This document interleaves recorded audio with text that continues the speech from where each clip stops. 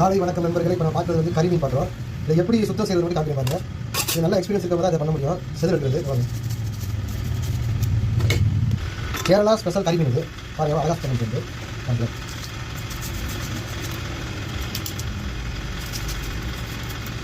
இதை நம்ம க்ளீன் பண்ணுறப்ப கை கொஞ்சம் ஜாக்கிரதையாக இருக்கும், இல்லாட்டி கையை வச்சுக்கணும்.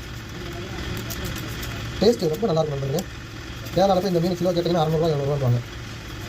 நம்ம ஊரில் இதை பற்றி மக்களுக்கு விழிப்புணர்வு இல்லை. இந்த மீனை பற்றி தெரியல. அவ்வளோ நல்லது உடம்புக்கு. சாயங்காலம் நம்ம கடைக்கு வந்தீங்கன்னா முறை கடைக்கு வந்தீங்கன்னா இந்த மீன் கிடைக்கும் பொறிச்சு விட்டு.